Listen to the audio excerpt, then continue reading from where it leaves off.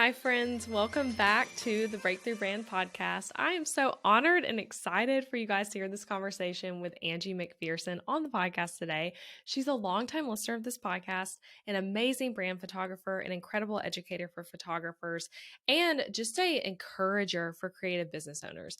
And in addition to that, Angie's really awesome at marketing, which is what we are focusing on today. So we go a lot of different directions in this episode, from Angie's business story to what she sees working right now in digital product and course marketing.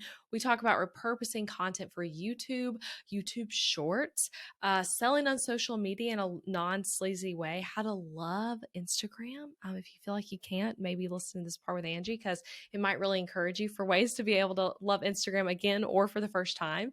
We talk about Facebook groups for your courses, how to market well to two audiences, launch strategies, working mom advice, and so much more. So basically, I would say this is a really fun marketing strategy chat between two women, myself and Angie, who really, really love marketing. And I think you guys are just going to love this one and pick up on so many helpful nuggets throughout. So here we go, my conversation with Angie McPherson.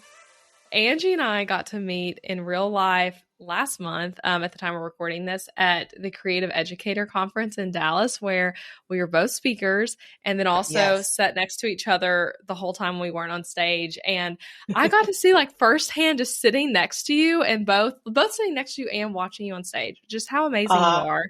And and something we're talking about today, related to courses and what's working in marketing, you were literally in a cart open mode during the conference. So it's I'm literally sitting here during breaks, and she's recording her videos and posting on Facebook and navigating all that. So that was cool to watch you in launch mode. It was cool. And it was internally it was kind of chaotic. I was I need to be here. I need to be present.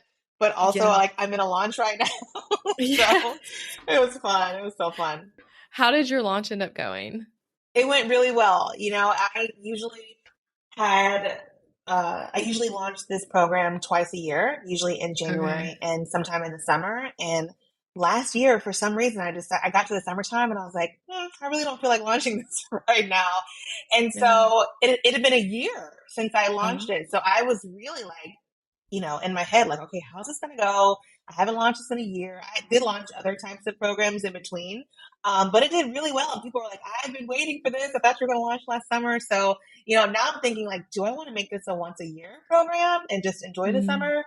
Or do I want to go back to twice a year? So it was very successful. I definitely hit, every goal, but I'm just awesome. I wonder if I want to do this again in 6 months or just chill for the whole year and do something else. So it was literally closed for an entire year? For an entire year. Wow, that is a long time. It is. Especially this is my 5th year and I've always done it twice a year. And so people were expecting it. But I was I was creating a brand new product last summer to release in the fall. And I was if I go through this entire launch during the summertime, I just actually lost my personal assistant. We'd parted ways. And so I was if I go through this, I'm not going to launch the new product that I'm trying to get out there. And the new product was going to be an evergreen product. And I was this is the priority, because once I get this set up, then I can just put things in motion to let this sell. It's not really an open cart, closing cart. So I gave myself permission to step away from my signature program and do something new. And so now I'm just at a crossroads whether or not I want to do it again in 6 months or wait a year. That's cool. That's a big decision. So you guys listening can already hear how brilliant your marketing mind is talking through that even. But so to back up though, tell everyone a bit about who you are, what you do, where you live, who you help in your business, all that good stuff. Yes. So I'm Angie McPherson. Hello. I am a branding photographer. I'm a marketing strategist and a hype woman for creatives is what I like to call myself. On the service side, I do branding photography. So I help entrepreneurs, small business owners, even influencers have beautiful branding photos for their business. And on the education side, I help photographers either pivot into branding photography or to grow their existing branding photography business with courses, memberships, and digital products. Awesome. And before you transitioned to photography and you're just in the time of your career, you were a concert venue marketing manager. Yeah. Which I think is so cool. I always love hearing people who've had multiple careers, like different types of work, like how that all happened.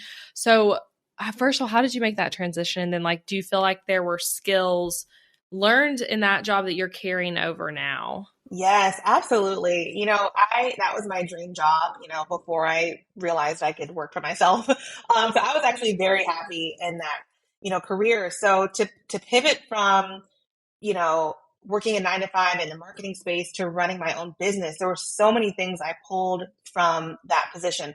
More specifically, creating a marketing plan. Like that was a big Yeah. part of my day to day task as a marketing manager for a concert venue. I mean, we had concerts, we had comedians, we had the circus, monster trucks. Literally Beyonce Yeah. could come, and it was like every single event that came through there was a very specific marketing plan for that event. It had its own ideal client. So, your Beyonce fans are very different from, your Taylor Swift fans. So I had to really pull back. First we had the event date for whatever the concert was, and we had to pull back and create that marketing plan. How far in advance are we announcing this to the public? Which platforms are we, sharing this on? Is it social media? Is it a different, radio station, TV station? So I really took those big marketing tasks into my business. And now I can see on the smaller scale, where do I need to be showing up? Where do I need to be? What audiences do I need to be targeting? Luckily, as an entrepreneur, usually you're dealing with one target audience, maybe two if you're doing something different. When I was working at the venue, I was working with hundreds of different types of, audiences. So it really helped me to really own in on who I'm talking to, where they're showing up, what type of content, and especially doing market research and figuring out, what they want to see more of. Also another thing I really took from, doing that was really just like planning out step by step and helping you to get to that end goal, because we were always really money focused at an event venue. You're trying to make the most dollar for, the least expense. So I really took that into my business. Do I need to be spending money on Facebook ads, or can I show up organically in, a group? So really just planning out that launch step by step until you hit the goals. Yeah, I love that. And that is so helpful as business owners, because a lot of times we don't think about what you just said of like less money for more value, and how we can like it can be like more like spend happy. Right.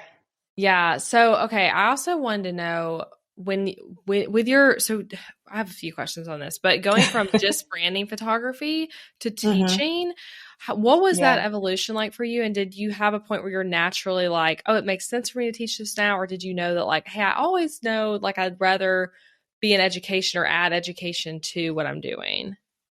I am naturally a very helpful person, and I think that people are starting to see that. So my DMs, my emails, people are blowing up, can I take you to coffee? How did you do this? How did you do that?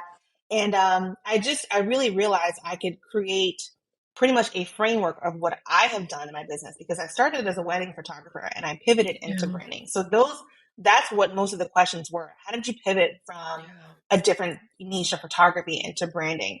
And so it was fun. I wouldn't say it was easy, but it was fun to really put everything I've done into some type of framework that I could, basically sell to help other people do the same thing. And I really started with a beta group. I knew what I wanted to teach. I knew what I wanted their transformations to be. It was just about figuring out how they wanted to receive the information, how often. And I had this huge idea in my mind. And as soon as I got my 30 beta students, like they completely shifted so much for me. Ooh. And so I'm very glad that I did it that way, because you really get to have this, you can have a Facebook community, you can have Zoom calls, and you're really talking to people who need what you can give, and who want to have that same transformation. And so, I had surveys, I had calls, I had just open, honest communication. And they have really transformed what I thought my education was going to be. Yeah. I feel like we had similar experiences for me with Booked Out Designer, and you with your course of like the beta student concept being a big part of that. And I also, I ended up having 40 students, but was like starting with 30 was the goal for my course. But with yours, were they paying, were they paying, or were they getting it for free in exchange for like helping you? What was that like? They were paying. I definitely charged because I wanted to see if this is something that people would pay for. Yes. I think it's always like So smart to charge for beta launches. Yeah. yeah. So I think I had told myself, I really didn't know what I was going to charge. And I also let them help me with what I was going to charge too. And I don't know if that's the best advice. But I was thinking, okay, maybe $397, maybe $497. And so I sold my beta for $197. And they Okay. got the course, they got all future updates. I mean, these people paid $197 5 years ago, and they've gotten so much value because I That's so keep putting nice. in bonuses and re-recording things and adding extra templates. And so when I was having these conversations with them, I was, like, hey, what would you pay for this? And they were right on the mark with what I was hoping to charge for it. So I definitely charged them in the beginning. Yeah. How did the course end up changing from what you thought it was going to be when you had the beta students in? So I was very new into education, and so I was trying to find the framework. Do I want to release this all at one time? Do I want to make it, module by module? Do I want to do live videos, pre-recorded? And so I thought I was just going to sit down for a weekend, record the whole thing, give it to everyone. And then as I started to put it out there, people were they were loving it. And then I wouldn't hear from them. And I'm like, if we could make this like a module by module, week by week release of information, I think it would really hold people accountable to show up, to do what they need to do. Because if everyone's getting the same thing, at least for what I'm doing, they're getting the same thing. Some people will watch it all in a day and then maybe never revisit it. Some people won't watch it until 3 weeks later. And so now I thought this would be maybe an evergreen thing, but I really shifted it to open and close cart because during the 6 weeks, I want to be very interactive with my group. I want us to walk through this together. I literally this sounds so crazy. People tell me it's crazy. I literally create a brand new Facebook group for every launch. Oh, we talked about that conference. I was like, oh my gosh. I know. And people are like, why would you do that? Like, why don't you just have some big community? And I just like how, I just like how since I'm releasing it week by week, we are all going through it together. And I don't want to have people from 3 years ago in the same Facebook group as someone who's 2 weeks in. And 3 years ago, they're asking these high level questions and they're past module 6 and people are 2 weeks in like, oh, wait a minute, I didn't know about that. And like, we haven't gotten there yet. So literally every launch, it is very just tight knit, close. I'm doing challenges in there. I'm doing giveaways and giving away Target gift cards and Amazon gift cards for people doing things. So it's high touch. It's very high touch. And I think that's why last summer I was like, I'm going to give this a break and focus on an evergreen product because I love to teach. I love to help people answer every Facebook question, hop on Facebook Lives. And so it sounds bizarre, but I really enjoy having a group for every launch. Yeah, I mean, you gave me ideas with that when we were talking about it. Because I'm like, because I do for Book.Designer, it's like everyone is in one group, which you have other stuff happening after they finish. Yes, which is yes, I do have. That. Yeah, I have an alumni program. So if they want to continue on for a small fee per month, they can be in the group with everybody in the alumni because I want everyone there to be on the same page. Yes, which I love that, like basically like a back end membership to a course concept. Yeah, so with that, I want to ask you, thinking about selling online courses and just digital products in general, especially you, like you were saying, you just came off of a cart open period. What would you say are some things that you feel like, hey, this is what you're seeing in marketing works really well right now for selling things, and even some things where you're like, oh, that is something that is outdated that people should probably stop doing, but maybe you still are seeing some of, all that kind of stuff. Yeah, I'm definitely seeing more people get super personal with their online education. Back in the day when I used to invest in courses, I feel like I didn't really get any type of, FaceTime with the instructor. It was just like they would launch the course, it would go into Evergreen.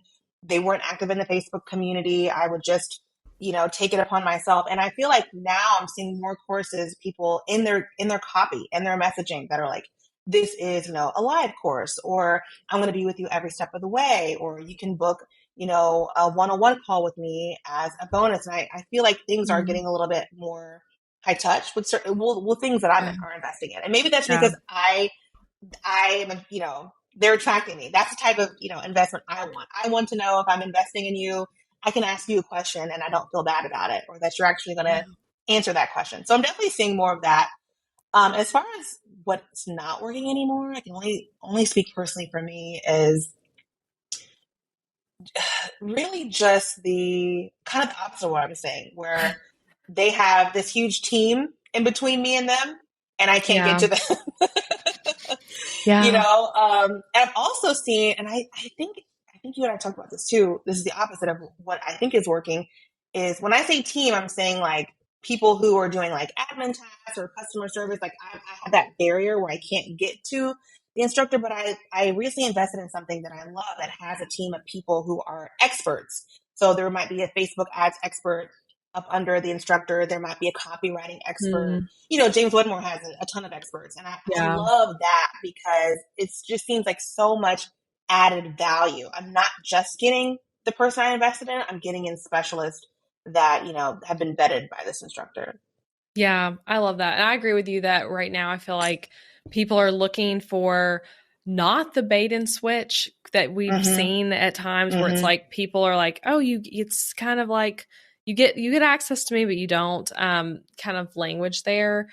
Right. And I agree, like having, like maybe asking yourself, for those of you listening who are course creators, like, is there someone that you could bring into your program to maybe teach a live extra bonus class, Mm-hmm. that's their expertise, not yours, and bringing Yeah. in more experts kind of from within your team or even like external team. Yeah, and using that in your marketing copy is like key. Like, don't Yes. save it for just when people log in and they're like, "Oh, cool, I get Yeah. access to so-and-so." No, use it on your sales page. Create some graphics. Have those people be talking about it. I feel like that will really help bring in more eyes and really help people to convert. Yes. Yeah. For my last book.designer open cart period, I did my bookkeeper, I paid her, so paying the person for their time and expertise on to Yeah, teach a class that was a bonus for people who bought that time. And because like that's not my thing, awesome. right? Bookkeeping. So yeah, having Yeah. that, and it was cool because then she promoted it some, even though I was Mm-hmm. primarily the one like being the focus promoter. And it Mm-hmm. was that major added value. And I got to like leave it in the course after. So now people can also Yes. watch the replay who weren't there live. So if you think about buying book.designer, that's still there. But Right. I Exactly. think, I think I totally agree that like that's maybe like an untapped thing a lot of people don't think about, that like you can include Mm-hmm. stuff that you're not the total expert on in your course. Right. Exactly. Yeah. Exactly. Yeah. Okay, I want to ask you too about your YouTube, and your Mm-hmm. Mm-hmm. experience with YouTube, which we were just talking about this a little bit before recording, because I'm over here like, wait, do you have a video editor? Like, can you tell me some things about it? Right. But how long have you been on YouTube? What made you decide to choose YouTube over a podcast? And how does that Mm-hmm. affect your overall business and the marketing and all that? Yeah, I love YouTube as, a consumer of YouTube. So every year I'm just like, I'm going to be better with YouTube. I'm going to be better with YouTube because I know like the SEO from YouTube is just gold, the discoverability. And I accidentally bumped into that because I hired a videographer years ago, maybe 4 or 5 years ago, and I knew that I was going to start selling this program. I was like, hey, let's just get together. Let's create 3 videos on branding photography. And, we filmed it. I put it up on YouTube.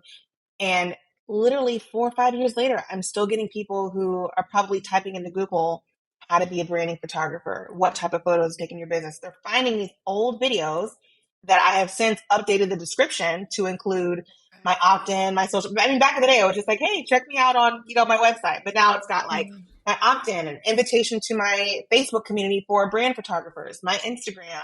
If there's a free class coming up, now I have my evergreen product. So there's always a link in there about my free class, and just seeing people, look at these old videos and they're still converting into email subscribers and, eventually buying, my courses or digital products. And so it's just been mind blowing. So every year I'm like, okay, I'm going to bulk a couple of these, put them out there. And they just surprise me with how well they do.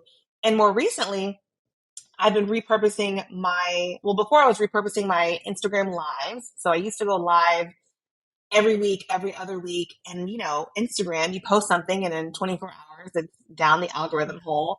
And I'm like, how can I really repurpose it? So I uploaded them to YouTube, and I still do, just so I can send it to my email list. I wanted my email list to be able to watch this on the computer. I didn't want to link them to my Instagram live because then they have to Yeah. watch on the phone. So I linked them to the YouTube. And then once again, with SEO, other people were finding me just organically through Mm. Google, through YouTube, through those videos. And so now I'm repurposing my Instagram Reels to YouTube Shorts. And it's just so random, some that will just take off. I mean, I have videos that have been up there for years that have a certain amount of views. And I put up a short last week and it surpassed in views Oh, all those videos in 3 hours. I'm just wow. like, it's just bizarre. And I went to a conference a couple months ago and went to like a YouTube breakout. And he was like, repurpose every short video you have onto YouTube Shorts, because YouTube is really starting to see, the value that TikTok and Instagram Reels have, and they're really, favoring YouTube Shorts. So get on it on the ground floor. So ever since I heard that, I was like, okay, all these Reels, let me Yeah. save them before, I post them, and I'll post them to TikTok, post them to YouTube, and just kind of see what happens there. Yeah, and with the YouTube Shorts, are you so I've also done that recently with Reels, and I Mm-hmm. also had a similar experience to what you just said of Yeah. like one I posted on it got more views on YouTube than it did on Instagram, the Reel did. Yeah. Yeah. Even though I have Uh-huh. more followers, I hardly have any YouTube subscribers, so that was just interesting. And like you just said, it happened really quickly. Yes. Um, but for me, I was posting it to Instagram and then going to my feed, saving it, and then Mm-hmm. posting it. So it had like, it says my Mm. name in the music. Is that what you mean when you say save it? Or are you saying you save it beforehand so that you can like do editing and YouTube on it? I complete the whole reel. So I have the text go over it. I have, clips, going in and out. And then I save it right before I'm getting ready to post. So it saves Okay. it. It doesn't save the audio, but that's fine because nowadays you can find the exact same audio on any platform if you just search, Okay. the right word. So I'll save it. But I do have some reels that I didn't save from years ago. And I just Googled it. And there's something called instafinsta.com, or there's plenty of other things like that where you can put in the URL of your Instagram reel and it will just let you download it without the Instagram logo, even with the audio. It includes the audio. And Oh. and yeah, I was trying to share with somebody on in my Facebook group, and Facebook flagged it like you cannot share this link. And I was like, okay, this thing is like top secret. Like, okay. So now I just tell people verbally, just Google Yeah. Instafix because I can't link it anywhere. Yeah, I guess because Instagram wants to be able to put all that info Right. on it and Exactly. often not let you have the audio. Yeah. That's cool about shorts though. So with shorts, what I guess like what do you have any tips for like how to do a good job with those? Like when it comes to the titling, the length of them of like what you're seeing work? You know, when it comes to shorts, and I mean like reels, TikToks, anything, especially reels, they used to be like a good 30, 45 seconds, but now I'm seeing those short 5 to 7, maybe even 15 second. I say 15-second max because your Instagram stories now are pretty much, max at 15 seconds. If you have something longer than that, it'll get cut off. And so I'm just like, I try to get everything I need to within 5 to 15 seconds because I want the most eyes to be able to see this. And even the 5 second ones, those will loop. So that will count as another view. If somebody's watching it and it loops again, that counts as, it gives you a lot of bandwidth in the algorithm. And so I'm finding that those shorter and sweeter ones are working. Definitely the ones, and it really depends on your audience. Like you have to know your audience. My audience, I feel like they enjoy humor like I do. They like funny stuff. So I will just go all in on if I see a funny trend or making things like super relatable. Like my audience, of course, is photographers. So if I see a trend, I'm like, oh, how can I repurpose that for photographers, and what words and phrases can I say that photographers will automatically know, that they'll want to click on. So really just thinking about who you're targeting and what that person, likes to see, how they speak, what aesthetics really, really please them. And so I love shorts. Even with collabing with somebody, I did a collab when I was in Dallas a couple weeks ago. I collabed with other photographers while we were there. And so if there's other people in your industry that you can be kind of meeting up with, you don't even have to be in the same room anymore. You guys can just film stuff and splice it together and then, be a collaborator together. So Yeah. many ways. Mm-hmm. Yeah, and to clarify, she's talking about the like literally you mean both of y'all being like you both own the reel and it's posting to Yes. both of your yeah. which means I Yes, guess one of you guys just has to be the initial one to post it and then everyone exactly. can edit. Yeah. That's really I'm seeing cool. so much more of that, so much more, especially, podcasters who are, talking about their guests that's on a show. I'm seeing it be literally on both of their feeds of the podcaster and the guest. And so I think that's just like genius to really just maximize the audience that you're getting to. Yes, I've done that a few times with podcast content and even like Hmm. a podcast sponsor piece, which like something I feel like I've had to think about doing that is like, I'd love to know your thoughts on this, like picking the cover for it when it's a Hmm. contributor. Like, how do you think about that? Are you trying to make something that just works with both of y'all's feeds or like not, Hmm. you know what I'm saying? Like, cause a lot of people do like very intense, like this is the cover theme that's a template for every single reel and that sort of thing. Okay. Okay, yeah, I tried that at the beginning. I used to make little Canva templates, and I Yeah. would just like pop my head in one of the bubbles or something. And then I just got kind of lazy, and I was like, I'm just gonna find a good part of this reel, like the most interesting part. And I find that that does much better. I mean, it just seems a little bit more genuine, a little bit more authentic. And so I'll stick with that. And if something doesn't line up perfectly in the reel, I'll just like take, a still from the reel and pull it out and put some text over it. Maybe like I'll create an Instagram story and then I'll save it and then delete it. I've done And the same. so I think like the whole, I hate to say it as a branding photographer, but just like the whole aesthetic, like really prioritizing your aesthetic on social media is just like, it's gone. Like people want Yeah. that true, authentic, those genuine types of aesthetics, and which is great because it saves us time to not be creating all of that. But I also feel like it really shows exactly what you're trying to portray. Sometimes I'll see a cover and Mhm. I'll click on the reel and I'm like, this is totally different from Yeah. what I thought I was clicking into, and it kind of puts a bad taste in my mouth. And so I do feel like the authentic stuff is best. Yeah, that is. I've also feel like I've noticed that trend. And it's tough because, like, okay, so you just said it's less time for us, which on one hand Hmm. it is, but another hand, it can feel like social media feels like a lot more work than it once did because before it's like, a lot of people could have a social media manager and like they're Hmm. putting up a photo from a brand photo shoot you did a few months ago Right. and then they're writing a caption and then there you go. Where now Right. it's like we have to be so heavily involved. And even like, Yes. using a cover piece from Canva is less work possibly for you as the True. entrepreneur.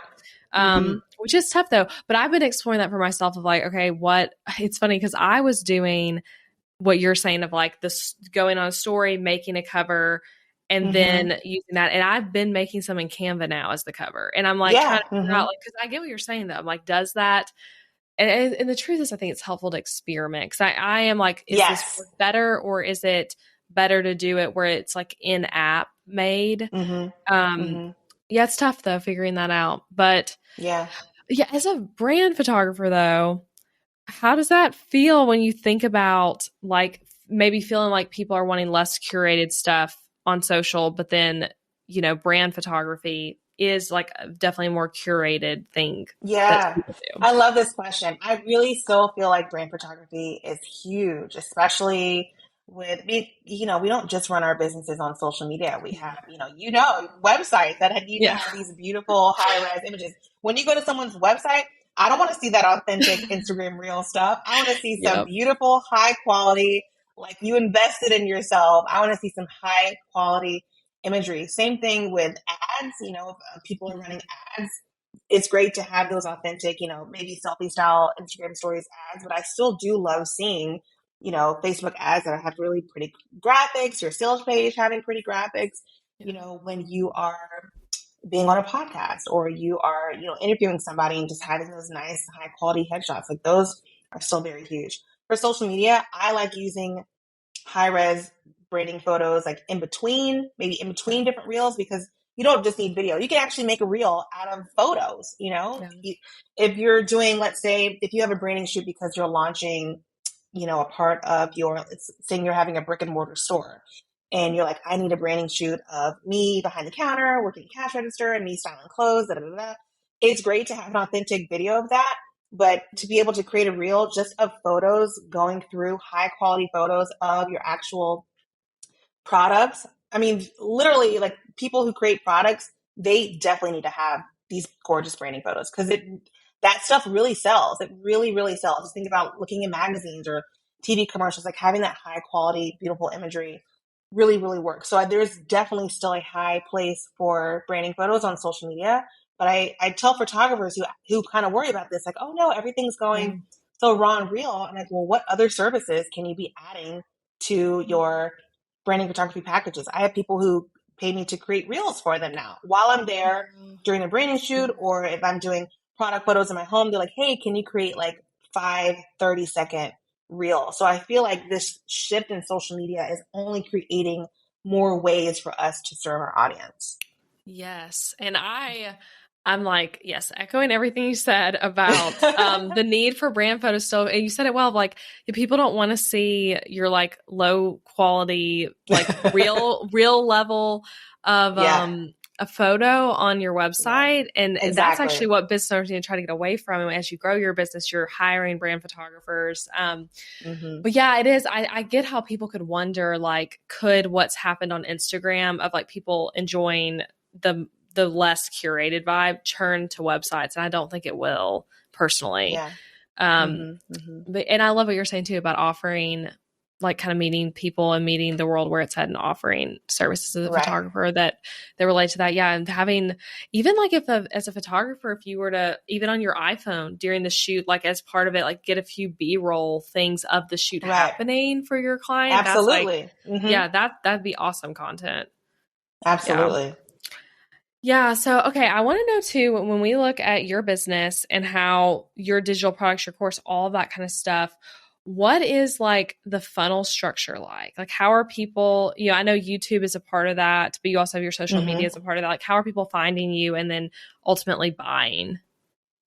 Yeah. So I basically attract people with opt-ins. I have a lot of free resources specifically geared towards branding photographers. And so they'll eventually join my email list and I'll share that opt-in, authentically. If I'm talking about, let's say I'm talking about branding photos in an Instagram reel, I might put in the bottom of the caption, hey, if you're looking for, more ideas of what types of photos to take for your clients, you can, download XYZ. And so I'm in my stories and my reels in my Facebook community. I have a Facebook community now for branding photographers. Even on YouTube, like I said, I will go out and just update those descriptions. If I have a brand new opt-in, I'm updating those descriptions to reflect that. And so all those people are coming in throughout the year on my opt-ins.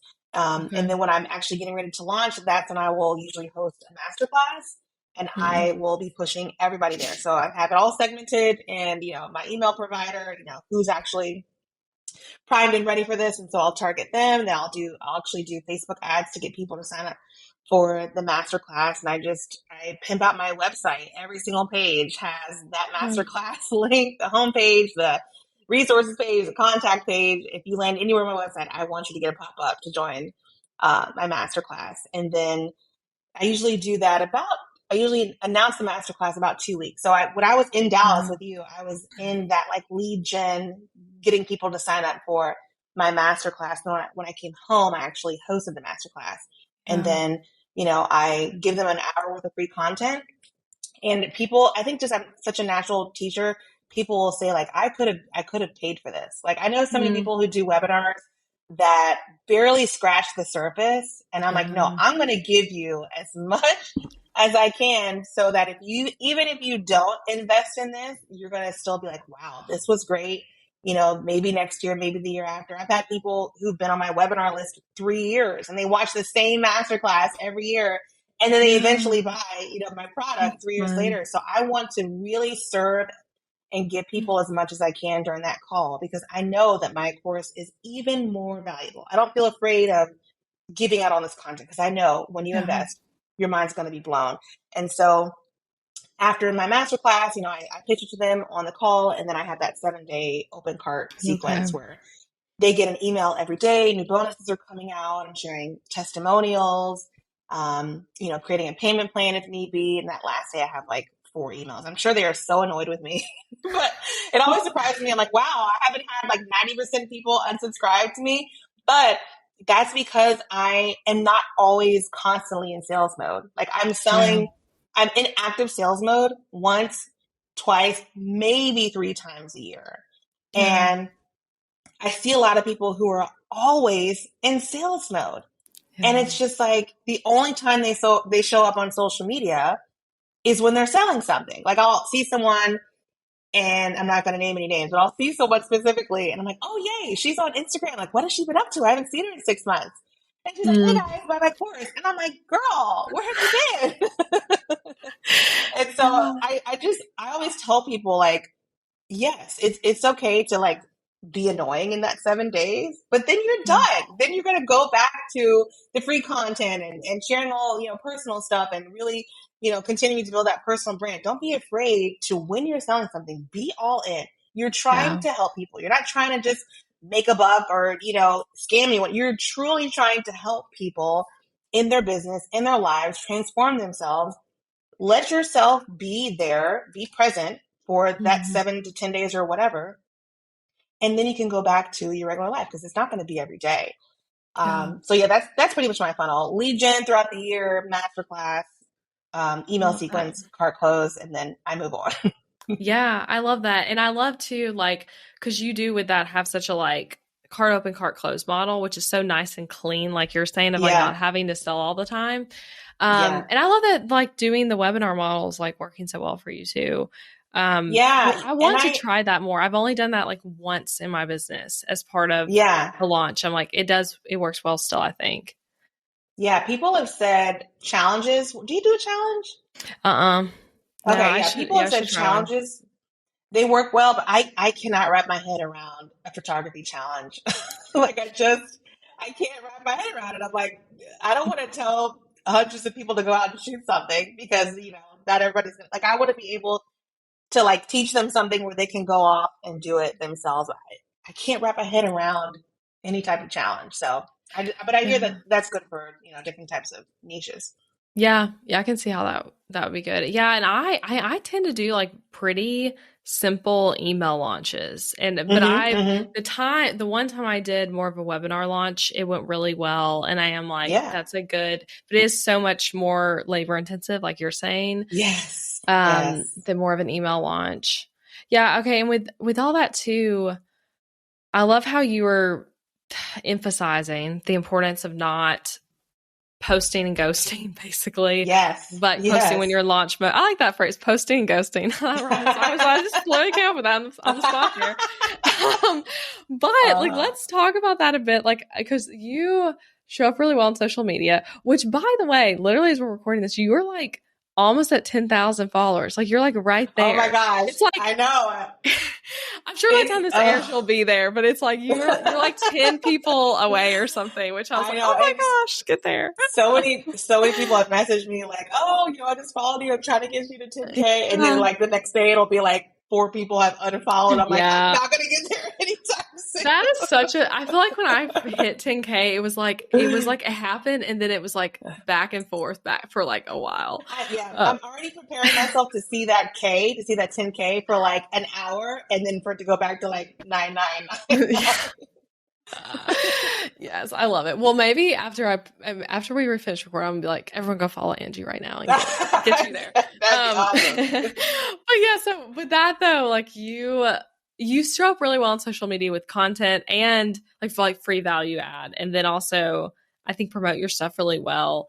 Mm-hmm. In a very authentic way. So can you talk about like Yeah. what strategies you use and like your mindset even around show up on social in a authentic way and non-sleazy and all that? Yeah, so many people get so intimidated by social media, and the more you let yourself get intimidated by it, the less genuine you show up. If you really just treat it as people you are trying to connect with, people you're trying to help, people you're trying to cheer on, it becomes so much easier to show up authentically. I feel like the people who are just constantly in sales mode and don't have any type of like personal brand, I feel like they might find it intimidating. They're like, I'm just using this as a way to make money.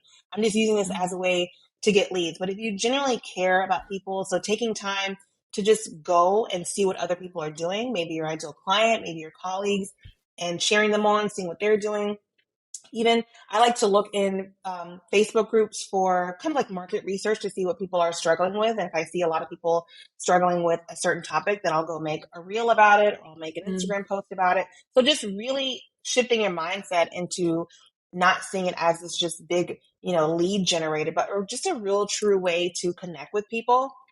I Yeah. share a lot of non-business stuff. I share, like last year, we bought an investment property, and I know you have multiple investment properties. So like that's not business related, but gosh, is it just like exciting and relatable Mm. and something people might want to attain to? And so, when we were like fixing it up and painting and all this stuff, people were just really, really interested in it. And I could just see the trends of people who were in my DMs asking questions about that. Eventually, they bought something out of my course or my digital Mm. products or my shop or something, because I'm staying top of mind. They're interested in what I'm doing. They also know that I specialize in brand photography and growing a photography business. So when they're ready to make that type of investment, then I'm the first person that is coming to mind. So, I always tell people just share about your life. And of course, be comfortable with what you're sharing with. You don't have to share Yeah. literally everything. But share relatable things, funny things, exciting things, just getting people into your life, and then also taking equal time to go out and really be helpful on someone else's post, or just show love to them, or be curious about what they're doing. They might be posting something in their stories. Can you send them a DM and ask them a question? Just really, it's all about building relationships, honestly, building those Mm. relationships so that when you do come to a season in your business where you're launching something, or you're having something coming up, then these people are just already like raving fans. They want to see what you're working on. They're excited. And especially, and I talked about this at the conference, like just telling people what you're working on as far as a new product. When I was working on beta launching this program, it wasn't something where I was like, hey, now I'm launching this. Who wants to buy? I was telling people, hey, I have a beta community, and wow, they're blowing my mind. They're telling me that you guys want more editing tips or posing tips. And so now I'm creating this extra bonus for when I launch, and just really Yeah. talking about it naturally. And so, and at the end of that, if you want to get on the wait list so that you're the first person to know, join here. Like that's going to help you convert a sale more than it would be to post a ghost after Yeah. come back after 6 months and be like, now I'm selling this. It's going to be like, okay, where have you been? Nobody cares. Yeah.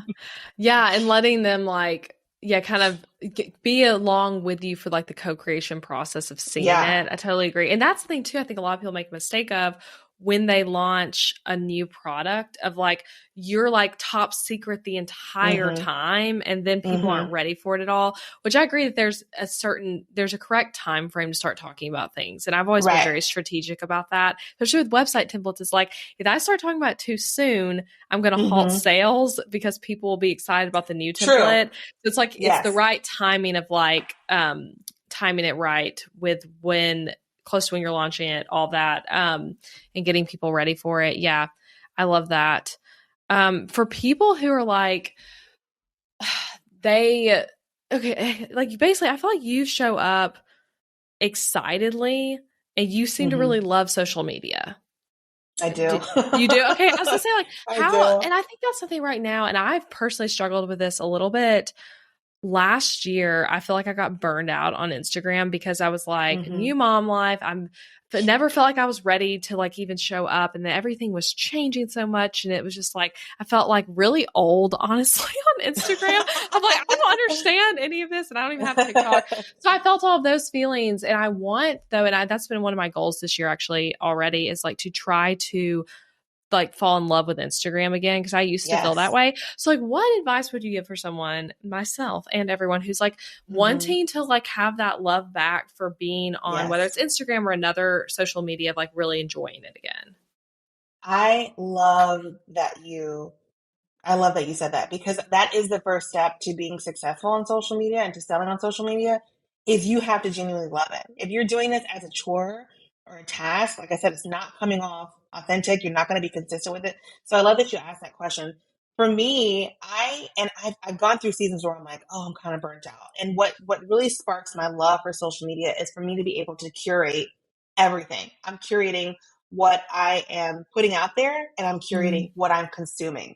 I've gone through seasons where I'm like, okay, if I want to love social media, I have to stop looking at these types of videos, or I need to, maybe even unfollow a couple of brands, because they keep showing up and it's not putting me in the best mindset. And so really curating what you are consuming and giving yourself a time limit, and then curating what you're putting out there. If you feel like you just have to put out random facts, and that's something that you don't want to do, you're not going to love it. If you feel like, so many people say like, oh, I hate all these like voiceover dancing trends, da, da, da. And that's fine. Don't post that. You'll, if you're trying to force it, you're not going to love social media. But if you think that doing a voiceover, a behind the scenes, and you're talking to your mic and saying, and this step, I did this. And if that's something you like, post more of that, so just really curate the input and output of social media to something that makes you excited to open up the app and connect with people every day. Yeah, I love that. And that's so true that sometimes we don't pause to like analyze, why are we not loving this? And how can we even like change that symbol? Like you're saying, like really curating what we're posting and who we're following. And that's been helpful for me of like being like, especially with what I'm posting, kind of like thinking through with the new era I feel like we're in of how social media is, especially Instagram, because that's where I market the most. I know you're similar in that way, but it's like it's changed so much with the kind of content that does well. And it's like, I feel like I figured out the kind of content that used to do well. And now I'm like, okay, I got to figure out this kind of content that does well now. And like, what do I want that to look like for me? Like you're saying, like, do you want to do the dancing thing? I feel like that's kind of gone away, but I never really embraced that as much because I didn't want to do that, but kind of figuring out like, okay, what for you, what are you drawn to? How can you make this your thing for your niche and your audience? Exactly. I love that. Okay. Another thing I wanted to ask you about, you market to two audiences in a sense. I mean, I don't know how much you see it that way, but like you have other photographers and you literally have people who need photography services, which are not other photographers. And I have that similar thing of like, I have templates that are not for designers, a course for designers. And like, it's very separate because like the designers don't need the templates and et cetera. How do you navigate that in your business? Do you feel like you focus on one audience more than the other? Or do you see them as together in some ways? Like, how do you do that? I love that. I've gone through seasons. I've definitely, when I first started selling my courses, I was still very heavily focused on targeting entrepreneurs, and the photographers were kind of a secondary audience. But now it has switched because the way that I want to build my business this year is more of the online, business model with, entrepreneurs as a secondary. And so I have shifted my messaging that way, but I also find that the more I speak to photographers and the more I post relatable, photography, humor, things like that, other entrepreneurs are seeing me as the authority. So even though I'm not talking to them, they're like, oh my gosh, Angie's teaching all these photographers how to do XYZ. Like she must be the go-to photographer for branding photography. So I am finding an overlap there.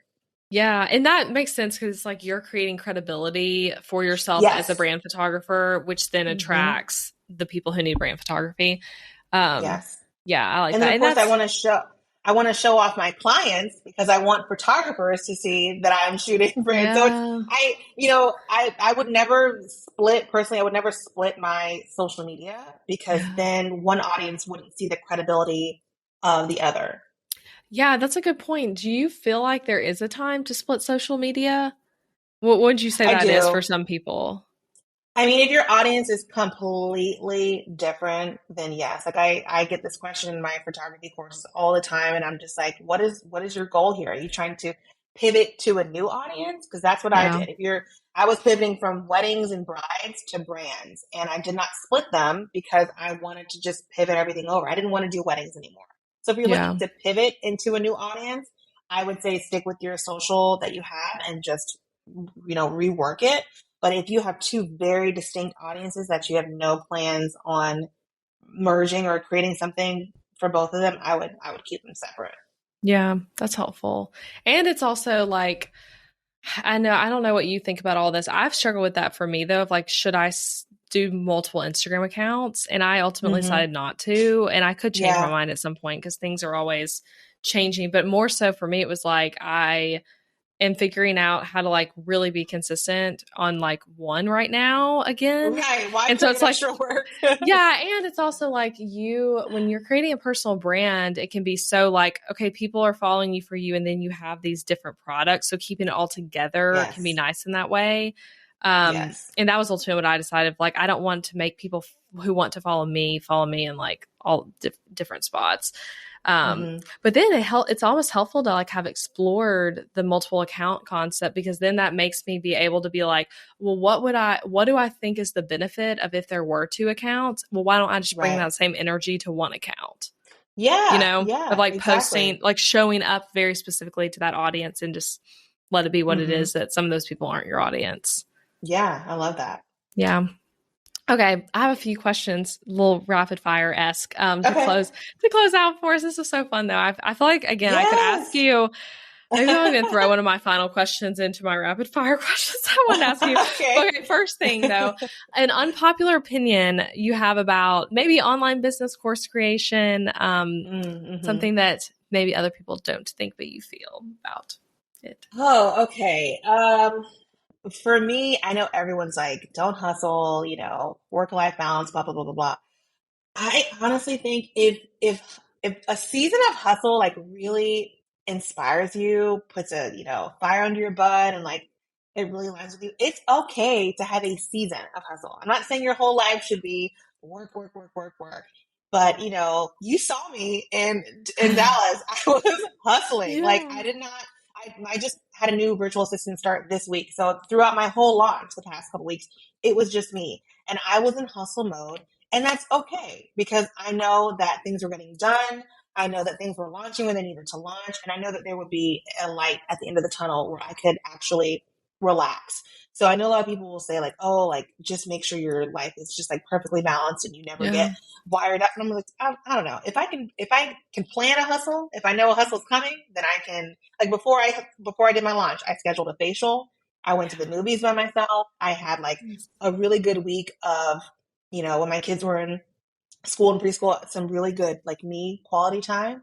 And then I hustled and I stayed up till 2 o'clock in the morning some days. I got up at 4 o'clock in the morning some days, because I knew, February, I'd be ready to slow it down. And so, don't be afraid if that aligns with you. Yeah. Like if you don't like hustle at all, don't do it. But if you're like me, and you get kind of excited about it, then don't feel bad about it.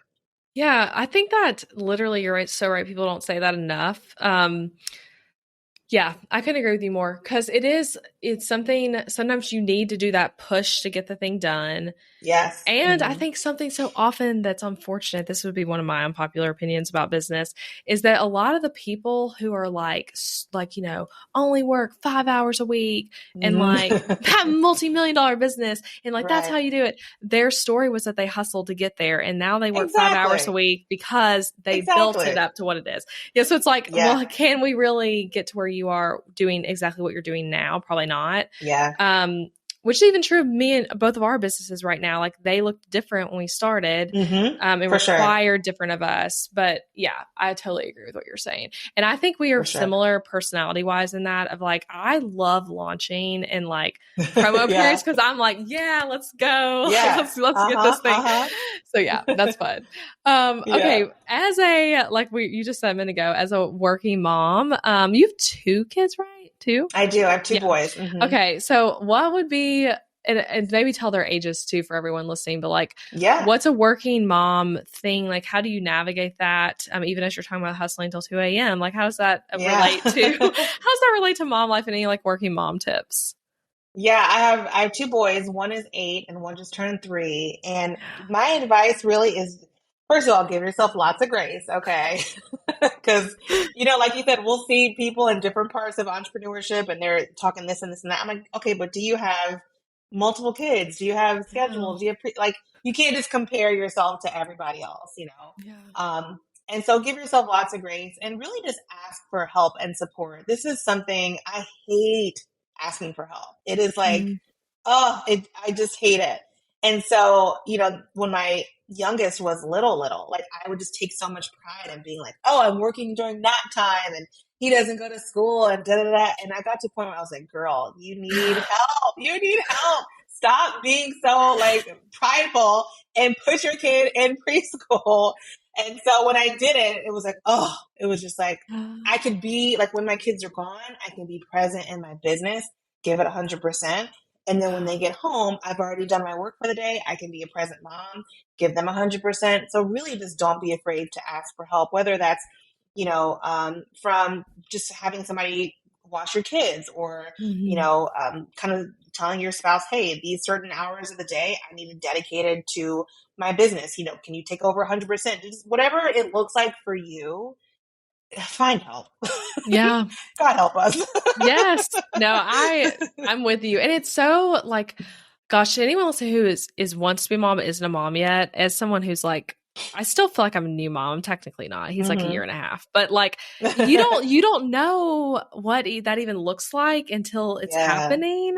Cause like, I feel like I could have heard you say that before I was a mom and I'd be like, yeah, I'll ask for help. But then it's like, you don't even know what help you need until you're in it. And it looks so different day to day. But I'm with you that like, for us, when we put Colin, he's in school now, preschool 3 days a week. And it was a huge game changer for me work wise. And I am like, wow, I'm very impressed with the version of myself that was doing it both. But I'm also like, I don't want to do it that way forever without any help, because it was really hard. So yeah, I love that advice. Okay. What's a goal for you? Like, what are you working on in your business this year? What's a 2023 goal? Tell us what's happening. So this is my 10th year in business. I just did a story today. I was like, what am I going to do to celebrate? And I think I told you this in Dallas. I really want to host an in-person branding photography workshop. So I think I'm going to like make that my next big thing of the year. And I love what you said about the way you talk about things, but you don't talk about them too early because you don't want to basically halt sales. And I was going through the same thing because I wanted to shout from the rooftops all last month, hey, I want to host a workshop, but I was like, I'm going into launch mode. I don't want people to be like, oh, let me just wait for the in-person workshop. So I'm just going to be starting to talk about that now that my card is closed. And now I'm going to be taking people on that journey. So I'm going to be asking people, what cities do you have in mind? And then when I pick the city, I'm probably going to go there ahead of time and be taking stories there and say, here's where I'm going to be hosting the workshop, and I'm looking at this place. And so just really taking people on that journey for when I'm ready to open up registration for that. Yeah. And remember, Nashville would be a great place to have that's the top of my list. At the top of my list. Seriously, that would be so cool though. It's a great spot for that sort of thing. But yes, that's so exciting and smart on you to like structurally figure out when to start talking about it. So tell everyone though where they can connect with you, follow you, all that good stuff. Yeah, so my website is angiemcpherson.com, and then my Instagram is Angie Janine. So my middle name, Angie, Janine. So yeah, those were I'm most active on my website and my Instagram.